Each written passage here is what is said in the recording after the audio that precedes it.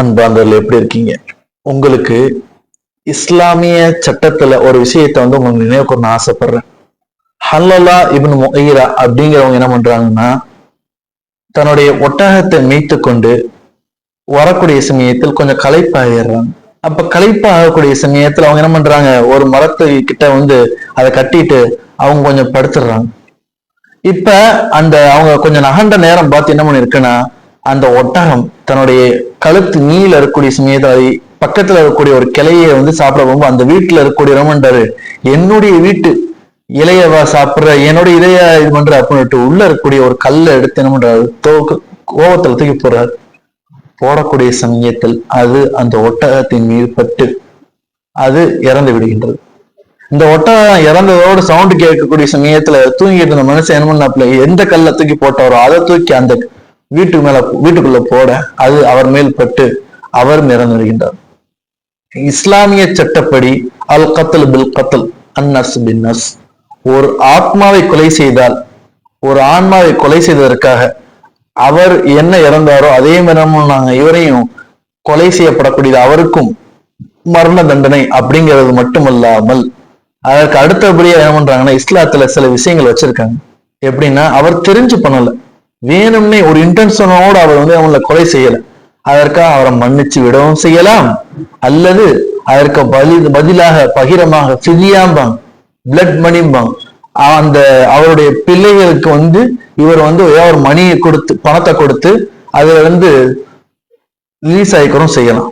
இப்படி இருக்கக்கூடிய சமயத்துல அந்த விஷயத்துல பொறுத்தவரை அவருக்கு 3 பிள்ளைகள் இருக்காங்க. அரசர் இடத்துல இந்த விஷயம் வருது. வரக்கூடிய சமயத்துல கேட்கறாங்க, என்னப்பா அவரை மன்னிச்சு விட்டுறீங்களா, பிதியா வாங்கிறீங்களா அப்படின்னு கேட்கறாங்க. அப்ப கேட்கக்கூடிய சமயத்துல நோ, நாங்க என்ன பண்ண மாட்டோம், ஒருபோதும் அவரை மன்னிக்கவே மாட்டோம். சரி, அப்ப பிதியாவது வாங்கிக்கிறீங்களா, எங்களுக்கு அந்த ஒரு இது தேவையில்லை, நாங்கெல்லாம் என்ன பண்ண மாட்டோம், அந்த பிதியாவை வாங்குற அளவுக்கு நாங்க வந்து ரொம்ப கீழ்த்தனமான கீழேயே இல்லை, அவருக்கு கொலை செய்ய வேண்டும் என்பதை என்ன பண்றாங்க, ரொம்ப இதா சொல்றாங்க. அப்ப சொல்லக்கூடிய சமயத்துல அந்த மனிதர் இடத்துல வந்து என்ன பண்றாங்க, கேட்கிறாங்க, நீங்க குற்றத்தை ஒத்துக்கிறீங்களா, ஆர் யூ ஃபீல் கில்ட்டி அப்படின்ட்டு. நான் ஒத்துக்கிறேன். குற்றத்தை ஒத்துக்கொண்ட பிறகு அந்த குற்றத்தோட விஷயத்தை என்ன பண்றாங்கன்னா அடுத்த கட்டத்தை கொண்டு போறாங்க. எப்படி கொண்டு போறாங்கன்னா, குற்றத்தை ஒத்துக்கொண்டீங்க, இப்ப உங்களுக்கான தண்டனை வந்து நிறைவேற்றப்படவா இருக்குமே, அதுக்கு நீங்க என்ன சொல்றீங்க, என்னுடைய தண்டனை நீங்க நிறைவேற்றுங்க, ஆனா நான் வந்து என்ன பண்றேன்னா என்னிடத்துல வந்து ஒரு எத்தீமான அனாதைகளுடைய சொத்து இருக்கு, அதை நான் ஒப்படைக்கணும், எனக்கு அதற்கு அவகாசம் தாருங்க அப்படிங்கிறது. அப்ப கேட்கக்கூடிய சமயத்துல பக்கத்துல அங்க இருக்கக்கூடிய அந்த அவையில இருக்கக்கூடிய அங்க எல்லா விதமான மனிதர்கள் முன்னாடி கேட்கிறாங்க. இப்ப இவர் வந்து தன்னுடைய நம்பியன்னா வந்து சில பேர் இருக்காங்க, எத்தீமானவர்கள் இருக்காங்க, அனாதைகள் இருக்காங்க, அவங்களுக்கு வந்து நான் வந்து சேர வேண்டிய பொருளை வந்து எடுத்து கொடுக்கணும்னு இவர் சொல்றாரு. இவருக்கு யார் பகரமாக இவருடைய இதுல இருக்காங்க, யார் இவருக்கு பொறுப்பேற்கிறார் அப்படின்னு கேட்கக்கூடிய சமயத்துல எல்லா பேரும் யோசித்து கொண்டிருந்தார். ஏன்னா இவர் போனவர் திரும்பி வரலன்னா இதற்கான தண்டனை யாருக்கு கொடுக்கப்படக்கூடியதா இருக்கும், யார் பொறுப்பேற்றவரோ அவருக்கு கொடுக்கப்படக்கூடியதா இருக்கும். அப்ப இப்படி இருக்கக்கூடிய சமயத்துல அங்க இருக்கக்கூடிய ஒரே ஒரு மனிதன் மட்டும் என்ன பண்ணாங்க, நான் அவருக்கு பொறுப்பேற்கிறேன் அப்படின்னு நம்பினாரு. ஒரு புத்தர் முன் வர்றார். அப்போ முன் வரக்கூடிய சமயத்துல அப்ப எல்லா விதமான விஷயத்தையும் சொல்றாங்க, அவரும் வெளியே இருக்காரு, எல்லாமே உங்களுக்கு ஓகேவா அப்படிங்கும்போது எல்லாம் சொல்லிட்டு நம்ம ஓகே பண்ணதுக்கு அப்புறம் இவர் என்ன பண்றாரு, தன்னுடைய நம்பி எத்தீமா இருக்கக்கூடியவங்களுக்காக போறார்.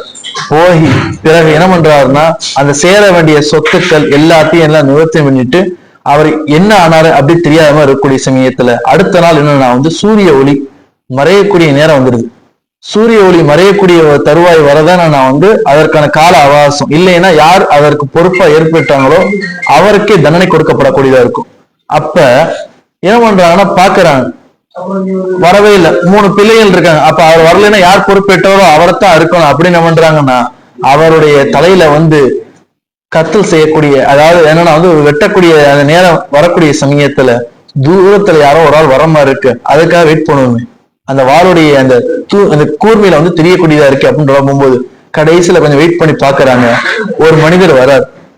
அந்த மனிதர் வரக்கூடிய சமயத்துல யாருன்னு பார்த்தா யார் ஒருத்தர் பொறுப்பேற்று வரன்னு அந்த இது ஒட்டகத்துக்காக என்னது அந்த இது யாரோ அவரே வந்துட்டார், உரிமையாளர்.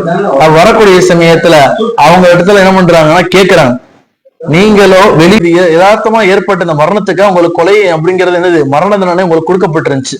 இப்படி இருக்கக்கூடிய சமயத்துல நீங்க எஸ்கேப் ஆகி போயிருக்கலாம், ஏன் திரும்ப வந்தீங்க அப்படின்னு கேட்கக்கூடிய சமயத்துல முதல் வார்த்தை அவங்க சொல்லக்கூடிய வார்த்தை, நபிகள் நாயகம் ஸல்லல்லாஹு அலைஹி வஸல்லம் அவர்கள் என்ன பண்ணாங்க, இறந்து போன பிறகு அவங்களுடைய அந்த வாக்குறுதியை மாறு செய்யக்கூடாது, மீறக்கூடாது என்பதற்காகவே நான் என்ன பண்ண நான் திரும்பி வந்தேன் அப்படின்னு சொல்றாங்க.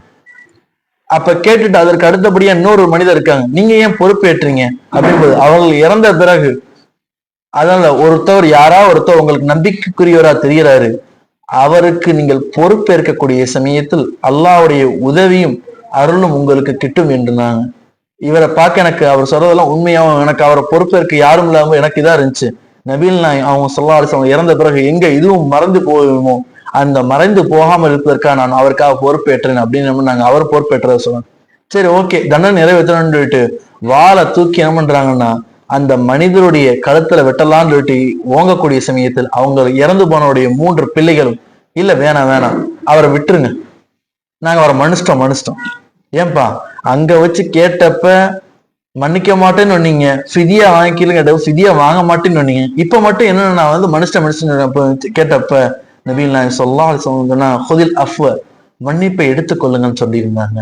அந்த மாதிரி நான் என்ன பண்ணிருந்தேன்னா என்ன அறியாம நான் இந்த விஷயத்துல வந்து இவங்க எல்லாம் நபிகள் நாயகம் ஸல்லல்லாஹு அலைஹி வஸல்லம் இறந்த பிறகும் கடைபிடித்துக் கொண்டிருக்கிறார்கள் இஸ்லாமிய சட்டத்தை. ஆனா நான் என்ன பண்ணிட்டேன், அதுல மாறு செய்து விடுவோம் என்ன பண்ணிட்டேன்னா எனக்குள்ள ஒரு உள்ளட்சத்தை ஏற்படுத்திருச்சு. அதனால நான் என்ன பண்ணேன்னா உங்க இடத்த சொல்லக்கூடிய ஒரு விஷயம் நான் வந்து இவரை மன்னித்துட்டேன், நீங்க அவரை விட்டுருங்க அப்படின்னு.